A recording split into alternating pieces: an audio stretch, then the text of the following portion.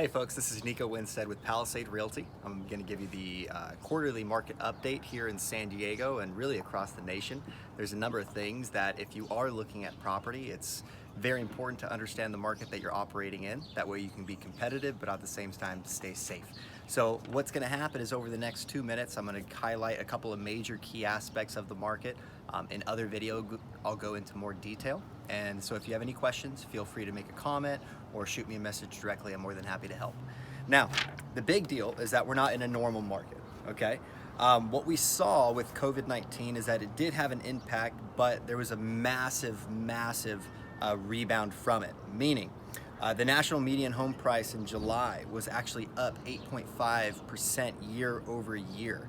So we're having higher values of home, and it actually over the country, it crossed the $300,000 mark for the first time ever.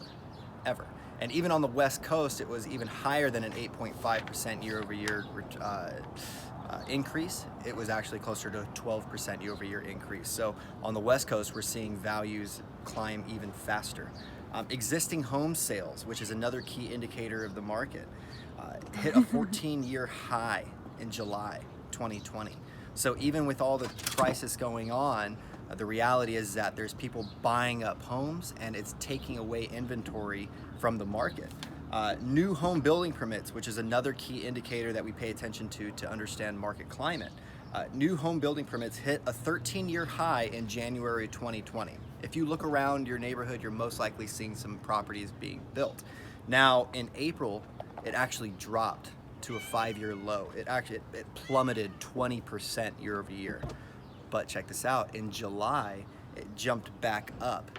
And when July ended, it was actually 3.5% lower than what it was at the very beginning of the year. And so what we're seeing is a number of different V-shaped graphs. If you imagine a graph, okay, and let's just take new home building permits, for instance. We're up here at the beginning of the year, right? In April, it plummets. In July, it shoots back up. So what shape is that right there? It's a V shape. And not only has new home building permits seen that, right, but median priced homes, the value of median priced homes has also seen it. The number of home sales has also seen it, where you have this high, a massive drop off in April because of the uncertainty in the market, only to pick right back up because of a very specific reason, which we'll talk about in a moment. But before we get into that, let's touch on foreclosures, because that is another key indicator that we look at. We have 29.2 million people filing for unemployment as of late August. Okay, that is a very good chunk of the workforce.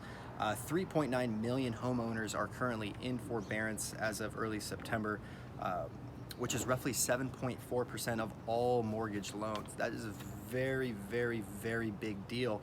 And the biggest question is what's going to happen at the end of the year. They're protected through to the end of the year, and again, they're working with financial institutions in order to figure it out. But at the end of the day, nobody really knows what's going to happen, and that's what a lot of us are waiting for in order to understand how can we capitalize on potentially purchasing property that's going through this process. How can we potentially save folks from, having to go through the foreclosure process.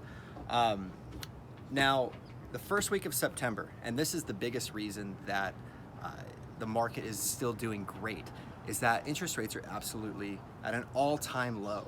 First week of September, rates fell to a 2.86% on a 30-year fixed rate or fixed mortgage. Now, what does that mean?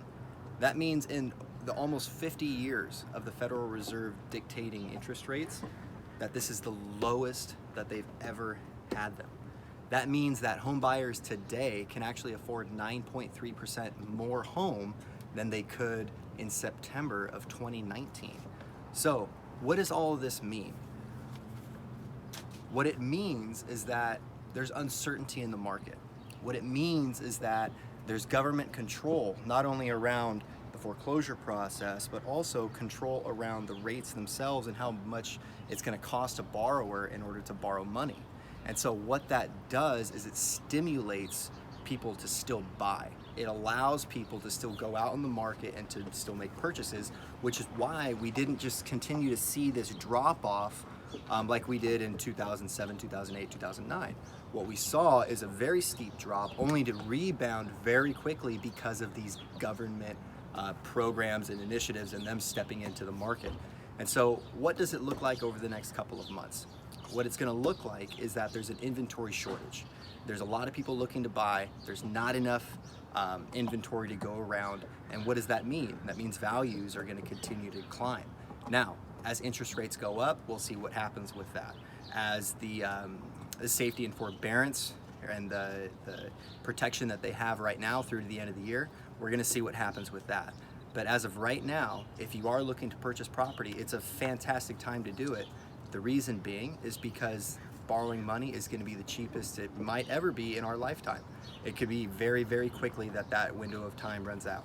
Now, if you want to learn more about those 5 key indicators of median value, existing home sales, new home building permits, foreclosure, and interest rates, if you want to know more about why those are market indicators, subscribe to my channel, follow some of the other videos that I put up, and you'll learn more about what's going on in this market. That way you can have a better shopping experience and a better buying experience.